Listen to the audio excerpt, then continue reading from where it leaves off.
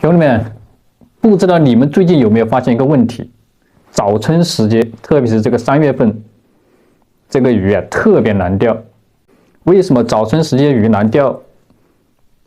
其实就是一点选钓位。今天我们就带着这个话题，为大家解决这个问题。先给大家分析一下为什么鱼难钓啊，有哪些原因造成的。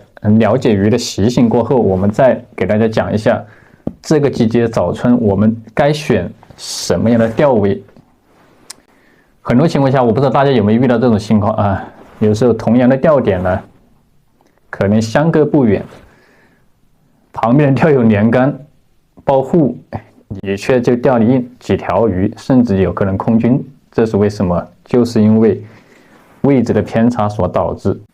那首先，由于早春这个时间呢，天气变化非常大。第一个，早晚温差比较大，比方说晚上温度会迅速下降，只有几度，是吧？但是到了白天呢，温度迅速飙升到差不多20几度。那么这种温差造成的这个鱼的话，它并不是不开口啊，它是随着温度的变化，它会随着温度的变化去游走。选择它的栖息地，它会不断的去随水温的变化去寻找它的栖息地。还有一个原因就是呢，大家知道早春时节我们钓鲫鱼的话，这个季节是鲫鱼产子的高峰期，鲫鱼在这段时间是忙着去产子了。那么它产子，首先大家要了解，它需要什么去产子？打个不恰当的比方啊，就是我们人一样要生小孩了，肯定要去寻找医院，都集中到医院去生小孩，不可能说在家里面生吧？现在对不对？开个玩笑的话题啊。那虽然我在福州湖钓鱼，大家都知道啊，因为我的钓台一直是搭在水里的，搭了几天，然后当我走的时候，我拿着钓台洗钓台的时候，钓台4个角。淹在水里的4个角上面密密麻麻扒满了鱼，产了卵，都是鲫鱼甩的籽甩在上面，都快孵化了啊，那个颜色都变了，产了卵，这就证明这个季节鲫鱼产卵，它需要寻找有障碍的地方，一定要是有障碍啊。就比方说呢，一条河流，它要么就到有水草的地方去甩籽，它要么就到一些有障碍物，比如说底下有石头，还有一些倒树，还有一些树桩、桥梁，只要是在水里有一些障碍物的啊，像这种地方就特别适合鱼产卵。那么鱼在这块区域产卵，它在这段时间产卵的时间，它就会停留在这个附近，它不会说太远了。它不可能说我游个几公里跑过来产卵甩个籽再游回去，对不对？它肯定是在这里产卵了，就在这个附近居住了。那么这段时间呢，它就在这里甩籽，它就不走了。了解到了鱼的习性，鱼的这个状态，那么早春时节我们首选哪些钓位？第一个野河，这是我们针对野河啊。第一个有水草障碍物，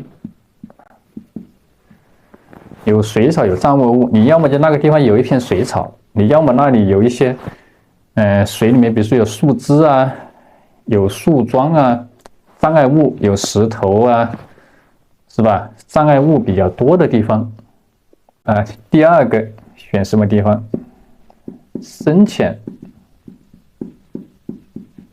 为什么要选深浅交界处？就好比我昨天选的那个位置一样，我昨天大家看到我的视频都知道啊，在我昨天我那个位置刚好属于深浅交界，那我的右手边特别的浅，越往我的左手边它就慢慢的变深。注意，深浅交界不是陡然变深、陡然变浅，它是有个坡度，慢慢的变深，慢慢的变浅啊，它是有个坡度。昨天我那个钓位就是这样，右手边很浅，然后我越往左边就越深。昨天的鱼口在这个深浅交界处是钓的最好的，然后往我的左手边远一点的地方，太深的地方，它就钓的不好了。这就是说，为什么要选深浅交界处啊？首先我们分析一下温度，早春时节，大家可以想象一下，鱼它又想游到浅水晒太阳，遇到危险或者说降温了，这个浅水就水温比较冰凉了，升温的时候它就迅速上升了，降温了，浅水就变冰凉了，这个鱼就慢慢的推向深水了，就是这个意思。那么你在选择这个交界的地方去钓啊，它就是一个鱼道，升温它从这里经过到浅水，降温到了夜晚水温变凉了，它又从浅水慢慢的游走到深水。那么在这个过程当中呢，它就是一个深浅交界，就是鱼道了。那么你选择在这个地方，会有不错的收获啊。那有个人说，我钓的地方又没有水草，又没有障碍物，也没有深浅交界处，那该怎么选钓位？还有一种情况啊，如果说实在没有这种情况，我们再选一种地势平坦的区域。所谓地势平坦是什么呢？就是说你选到它的河流啊，左右两边坡度不大，不像有一些地方啊，你往左边可能非常的深，往右边呢又比较浅，你又往右边深，你再往左边它又变浅，就好像是一个高低起伏波浪性特别的不平。还有就是前后你抛远一点又特别的深，你抛近一点又特别的浅，它的坡度相当的大。那么像这种情况的话呢，就不太适合钓鲫鱼。地势平坦就是说你左右两边水深差不多，然后中间你往前一点，它是慢慢的变深，慢慢的变深，平缓的变深。你越抛得越远，它就越深，但是它不是陡坎，它是慢慢的变深。那么在这种地势平坦的水域的话，也是可以尝试一下，比较好钓这个鲫鱼啊。我今天为大家总结的啊，早春时节首选有水草、有障碍物，然后深浅交界处。如果没有这两种情况，就找个地势稍微平缓、平坦的一些回弯呐，或者一些正常的地形去钓就可以了。这就是呢，我们呢根据我最近的野钓经验呢，为大家所分享的。希望这个季节对大家钓鲫鱼有帮助。干货就分享到这里，希望对大家以后做钓有帮助啊！喜欢我的视频呢，可以收藏。好了，喜欢我的视频记得点赞和关注，我们下个视频再见，拜拜。